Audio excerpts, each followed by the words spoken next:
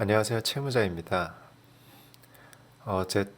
지난번에 제 채널 첫 영상 말미에 채무조정 제도에 대해서 이야기를 드린다라고 했었는데요.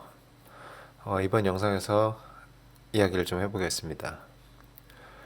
우선은 들어가기에 앞서서 지금 현재 빚을 잘 갚아 나가고 계시는 분들이라면 제가 그랬던 것처럼 대부분이 잘 모르고 계실 거예요. 그런 제도들에 대해서. 그리고 그런 분들이라면 몰라도 괜찮습니다. 하지만 지금 현재 빚이 굉장히 많고 또한 이미 연체를 했거나 혹은 아직은 연체가 아니지만 향후 수개월 내에 연체를 할 것 같은 분들이라면은 도움이 될 수 있는 내용들이니까는 그러니 한번 잘 들어봐 주시면 좋겠습니다. 참고로 제가 무슨 채무 상담 전문가는 절대로 아니에요. 저 역시도 많은 빚 때문에 어찌어찌하여 이 영상을 보고 계신 다른 여러분들과 마찬가지로 그냥 일개 채무자입니다. 그렇기 때문에 제가 이야기 드리는 내용들이 100%다 맞거나 어떠한 공신력을 갖는 것은 아니라는 것을 미리 밝히고 시작을 할게요. 그냥 제가 빚 때문에 중내산해하며 혼자 이것저것 알아볼 때 고생했던 기억에, 왜냐면 어려웠거든요, 굉장히. 그래서 여러분들은 그런 고생을 안 하시고 뭔가 좀 살 길을 찾았으면 좋겠다라는 바람에 개설한 채널이고 제작한 영상들입니다. 모쪼록 빚 때문에 힘든 분들에게 조금이라도 도움이 된다라면 참 좋을 것 같습니다. 아시다시피 우리나라에는 자살률이 굉장히 높습니다. 그리고 그렇게 극단적인 선택을 하는 사람들 가운데는 상당수가 빚 때문에 그런 결정들을 내리고 계세요.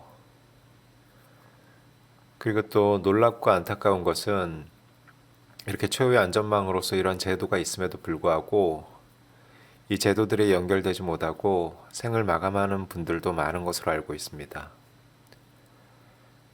그러니 이 영상을 보고 계실 굉장히 큰 고생을 하는 채무자 여러분들께서도 모쪼록 낙담하며 눈물만 흘리지 마시고 어떻게든 살 길 찾는데 제 채널의 영상들이 도움이 되었으면 좋겠습니다. 자, 이제 본격적으로 들어가 볼게요. 채무조정제도라는 것이 무엇이냐면요, 과도한 빚으로 인해서 정상적 생활이 불가능하고 또한 정상적으로 채무 상환이 불가능한 사람들을 위해서 이자를 좀 줄여주거나 혹은 만기가 돌아오는 만기가 돌아오는 대출들의 연장을 늘려주고 상환 기간을, 그리고 좀 더 적극적으로 가게 되면은 가지고 있는 대출의 원금을 대폭 줄여줄 수도 있는 그런 어떤 사회 안전망입니다. 이 제도들이 몇 가지가 있는데요. 여기서 보도록 할게요. 지금 현재 근래까지 있었던 제도들은 이렇게 네 가지가 있었어요. 최근에는 사실 신속 채무 조정 제도라는 것도 생기긴 했는데 그 제도에 대해서는 그렇게 깊이 있게 이야기를 하지 않을게요. 왜냐면 사실은 프리워크아웃과 매우 유사한 제도거든요.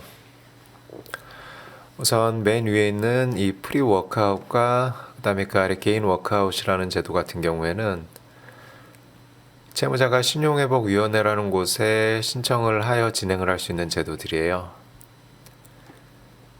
그리고 개인회생과 개인 파산 같은 경우에는 일종의 재판으로서 법원을 통해서 진행을 하게 됩니다. 그리고 프리 워크아웃이나 개인 워크아웃, 그리고 개인회생, 개인 파산 이 네 가지 중에서 아래로 내려갈수록 중증 채무 환자들이 이용하는 제도라고 생각을 하시면 돼요. 하나씩 그 내용을 조금 간단히 말씀을 드리면, 프리 워크아웃 같은 경우에는 내가 가진 대출의 이자를 좀 줄여주는 역할을 합니다. 그래서 만일 고금리 대출 24%짜리 쓰고 있는 상황에 이자가 너무 세서 힘들다 하시면은 그런 대출의 이자를 10%대로 줄여주거나 이런 역할을 해줘요. 그리고 개인 워크아웃 같은 경우에는 조금 더 적극적인 제도로서 원금을 일부 감면도 해줍니다. 그리고 개인 회생이나 개인 파산은 매우 강력한 제도들이고요.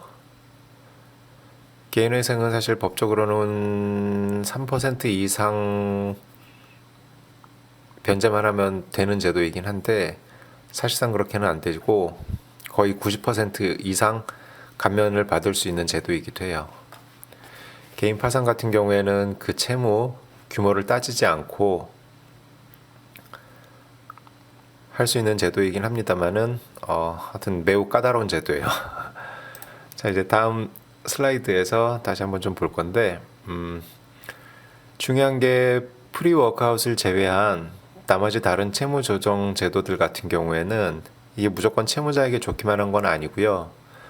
물론 내가 가지고 있는 굉장히 나를 억누르던 빚들에 대해서 상당 부분 조정을 해주고 그 무게를 줄여주는 것은 맞지만은 채무자에도 굉장히 큰 불편과 불이익을 같이 줍니다. 프리 워크아웃 같은 경우에는 거의 사실 그런 게 없지만은 개인 워크아웃부터 그 이하에 있는 것들은 꽤 큰 불편과 희생을 감수해야 돼요. 자, 일단 다음 장 보겠습니다.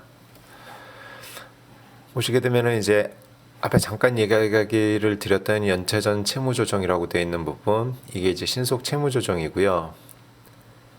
프리워크아웃과 매우 유사하지만 어떤 문제가 있었냐면은 기존 제도들이 신용회복위원회를 통해서 하는 제도들 같은 경우에는 채무자가 정상적으로 갚아 나가고 있는 상태에서는 이용을 할 수가 없는 제도였어요.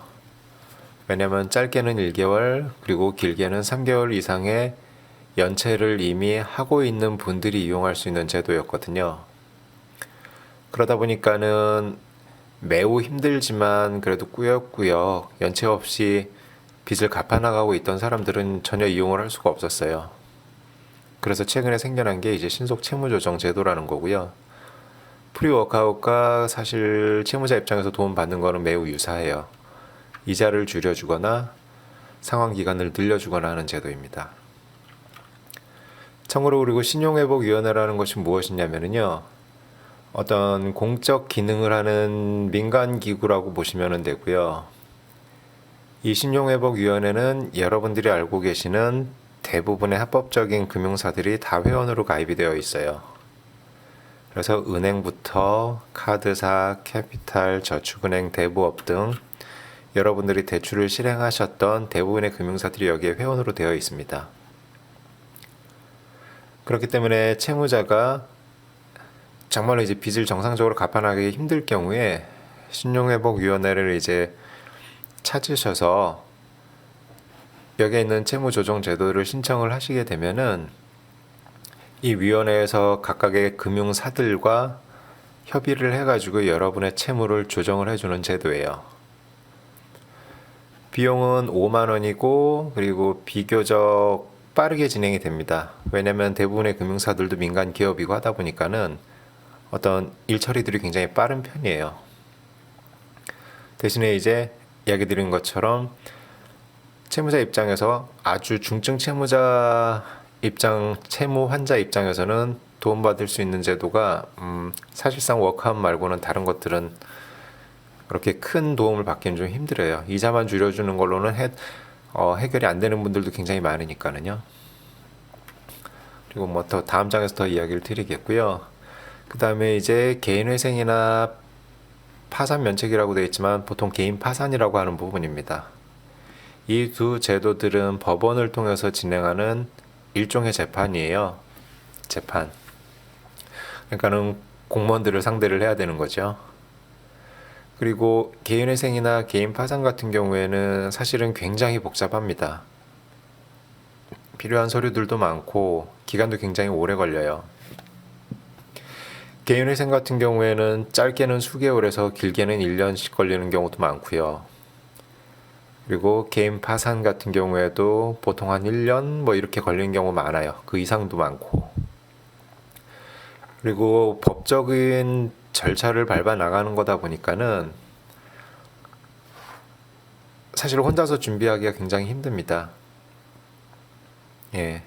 원칙적으로는 채무자 개인이 모든 서류를 준비하고 법원에 서류 보내가지고 진행을 할 수는 있습니다만 매우 곤란한 게 사실이에요. 그래서 대부분은 변호사 사무실 혹은 법무사 사무실을 통해서 일을 진행을 합니다. 자, 이제 한번 내용들 한번 쭉 보시고요. 그리고 여기에 있는 개인회생이나 개인 워크아웃, 그리고 보통 일반적으로 이 두 가지 제도를 많이 이용을 하실 거예요. 그리고 여기에 있는 모든 제도들을 이용하는 채무자 수는 연간 한 20여만 명 정도 될 거예요. 제가 아는 바로는 신용회복위원회에 있는 채무조정을 이용하는 이용자 수가 연간 한 10만 명가량 되고요. 그 중에서 아마 개인 워크아웃이 가장 많고요. 그 다음에 법원을 통해 진행하는 개인회생과 개인 파산도 대략 15만 명 정도 됩니다. 개인회생만도 전국적으로 10만 명 정도가 되고요. 그 다음에 개인 파산 같은 경우에 지금은 좀 그 숫자가 줄었지만은 여전히 5만 명 이상을 유지를 하고 있어요. 제가 알고 있는 정보들을 기준으로 해갖고 표를 좀 만들어 봤는데요. 여기 이제 시행 시기가 나와 있잖아요. 과거에는 채무조정 제도가 60년대에 생겨났던 개인 파산 말고는 없었습니다.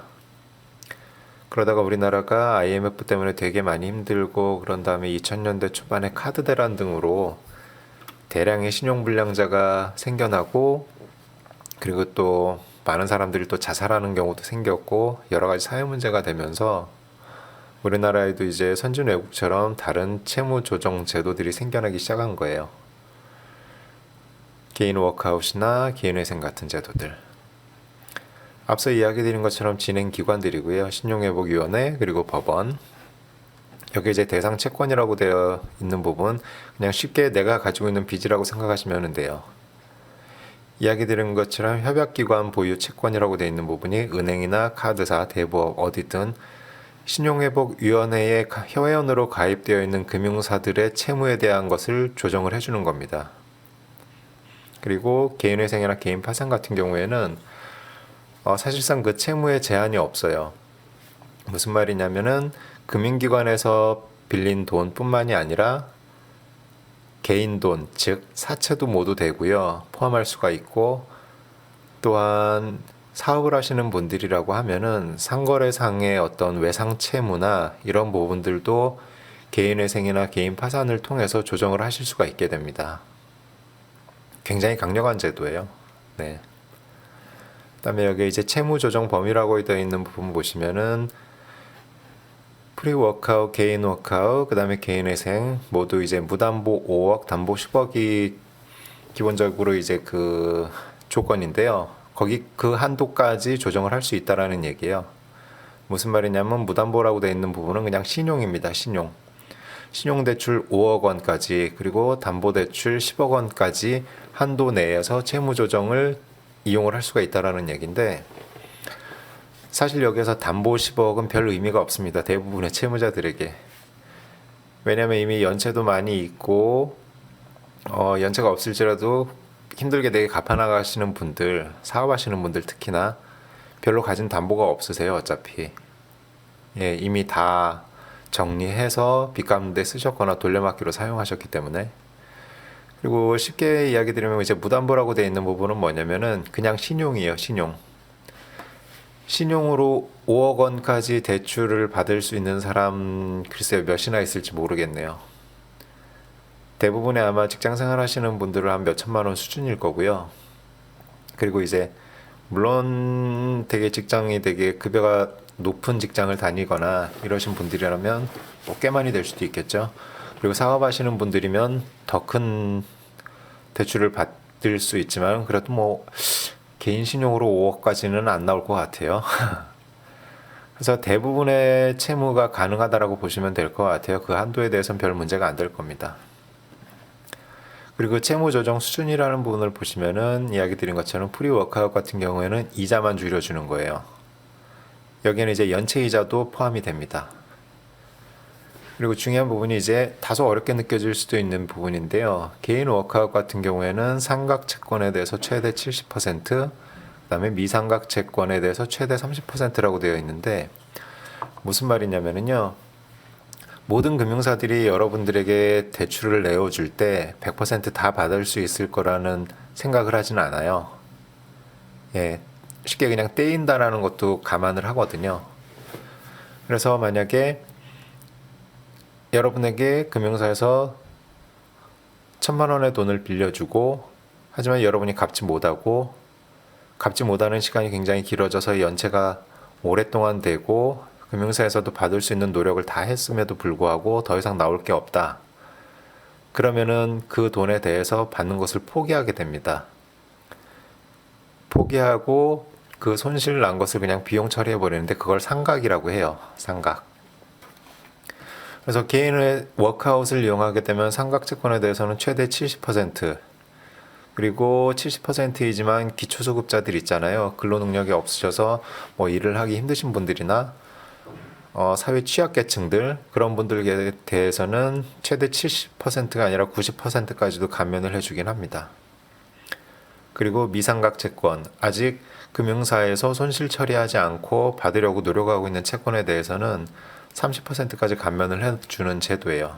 개인 워크아웃이. 개인 워크아웃 같은 경우에는 그래도 비교적 이용률이 꽤 높은 편이에요. 아무래도 여기에 해당되는 분들은 급여소득자들이 이용할 만한 그런 제도입니다. 그 다음에 이제 개인회생 같은 경우에는 최대 90% 이상 가능이라고 되어 있는데, 법적으로는 3% 이상만 변제를 해도 되는 것으로 되어 있는 걸로 알고 있는데, 사실상 그렇게 되지는 않고요. 무슨 말인가 하면은, 개인회생 같은 경우에는 내가 가진 빚이 1억이고 그 빚에 대해서 개인회생이 잘 진행이 될 경우에는 90%라고 기준을 했을 때 9천만 원을 탕감을 받을 수 있다라는 이야기예요. 그리고 나서 나머지 1,000만 원 남아있는 것을 3년이라는 기간 동안 갚아 나가게 되는 그런 제도거든요. 개인회생 관련해서는 제가 드릴 수 있는 이야기가 굉장히 많으니까는 앞으로도 많이 이야기를 또 하도록 할게요. 다른 영상에서. 그다음에 개인 파산 같은 경우에는 그 한도가 없습니다. 그냥 쉽게 이야기하면 내가 가진 돈이 500만 원밖에 없어요. 그게 전 재산이에요. 다 털어도. 그런 가운데 내가 가진 빚은 1억이에요. 그러면은 그 1억을 갚을 수가 없잖아요. 그냥 500만 원으로 퉁치고 끝내는 제도가 개인 파산입니다. 개인 파산. 자, 그리고 이제 변제기간이라고 되어 있는 부분을 보시면은요. 프리워크아웃은 내가 가졌던 그 1억이라는 빚이라고 치고요. 그 1억을 원래는 상환기간이 3년, 36개월 내에 분할 상환이었는데 그거를 최장 10년까지 늘려주는 제도예요. 프리워크아웃은 그렇게 생각을 하시면 되고, 물론 여기에 이제 10년이라고 되어 있지만은 내가 다른 데서 다른 소득이 생기고 혹은 내 지인, 가족 누군가가 도와줘서 더 빨리 갚아야지라고 하시면은 더 빨리 갚을 수 있습니다. 그거는 개인 워크아웃도 마찬가지예요. 그래서 변제기간 10년, 8년 나와 있지만은 그보다 빨리 상환하실 수도 있습니다. 그리고 개인회생 같은 경우에는 굉장히 좋아졌어요. 이 제도가 사실은. 그래서 앞으로도 이용자가 저는 더 늘어날 거라고 보는데, 지금은 이렇게 통상 3년이라고 되어 있지만은 2017년에 신청하셨던 분들까지만 해도 5년이었습니다. 이게. 무슨 말이냐? 1억이었을 때 빚을 만약에 90%라고 하면 90% 탕감률이라고 하면 나머지 1,000만 원을 과거에는 5년 동안 나누어서 갚았는데요. 지금은 이제 기본 3년이에요. 물론 기본 3년이라는 것이 무조건 3년이라는 것은 아니고 경우에 따라서는 3년이 아니라 그보다 더 길게 갚아 나가야 될 수도 있습니다. 개인회생은 제가 아무튼 더 많이 다루도록 할게요.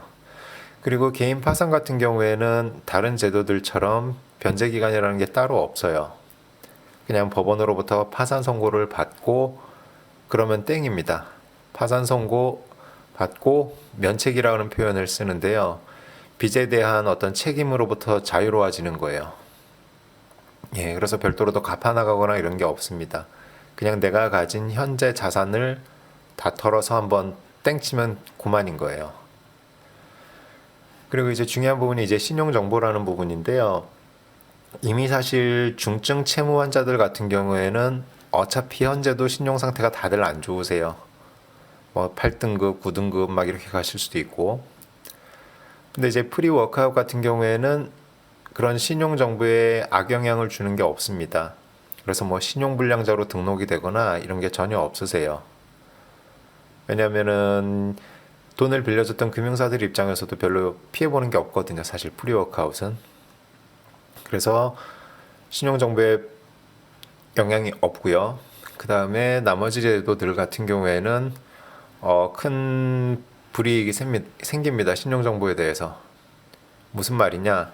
이 나머지 세 개 제도들을 이용을 할 경우에는 요새도 쓰는지는 모르겠는데 그냥 신용불량자가 된다라고 생각을 하셔도 돼요. 그리고 향후 신규 대출이나 이런 거 전부 다 불가능해지고요. 요새 세 가지 제도들 그리고 신용카드 사용하실 수 없게 됩니다. 예. 이미 이 제도들을 이용을 하려시는 분들이라고 하면 다들 연체가 아마 있으실 건데요. 이런 건 있어요. 이 제도들이 순조롭게 진행이 된다라고 하면은 나이스 지킴이나 올크레딧에 등록되어 있던 연체 정보들이 일단은 삭제가 됩니다. 워크아웃이나 회생이나 파산 같은 경우. 그리고 다른 정보가 등록이 돼요. 연체 정보는 사라지게 되지만은 공공기록, 다른 신용회복 프로그램, 제도들을 이용하고 있다는 정보가 등록이 됩니다. 그래서 나이스 지킴이나 올크레딧에 보게 되면은 그렇게 나타나요. 그리고 일정 기간의 시간이 지나야지만 그 공공기록에 관련된 정보들이 삭제가 되고요. 그냥 매우 간단히 말씀을 드리면은 이 제도들을 이용해서 빚을 다 갚고 일정 부분 시간이 지난 다음에야 다시 은행에서 대출이나 그리고 신용카드 개설을 이용할 수 있다, 신용카드 개설을 할 수 있게 된다라는 의미예요. 하여튼 향후에도 많이 이야기를 드리겠습니다. 지금 이런 정도가 채무조정에 관련된 제가 알고 있는 수준에서의 정보들이고요. 저는 굉장히 많이 헷갈렸었어요. 왜냐면 이게 법원으로 가야 되는 것인지 신용회복위원회에서 해야 되는 것인지 여러 가지 헷갈리는 점들이 많았기 때문에 제가 그냥 하나의 그림으로 좀 그려본 거고요. 앞으로 이 채널에서 제가 빚에 대한 이야기를 굉장히 많이 할 거예요. 그리고 여러 가지 제도들에 대해서, 그러니까는 뭔가 좀 도움이 되었다라고 생각하시는 분들께서는 계속 좀 지켜봐 주시면 좋을 것 같습니다. 지금까지 이상이 채무조정 제도에 대한 간단한 설명들이었고요. 향후에는 좀 개인회생에 대해서 많이 다뤄보도록 할게요. 개인회생, 그리고 나에게 맞는 채무조정 프로그램은 어떤 것인가 등에 대해서도 나중에 또 이야기를 해보겠습니다. 하여튼 모쪼록 도움이 되었으면 좋겠고요. 봐주셔서 감사합니다. 다음번에는 또 다른 유익한 내용으로 영상을 제작해서 업로드를 하겠습니다. 하여튼 모쪼록 힘내시고요. 열심히 살 길 찾길 바라겠습니다. 감사합니다.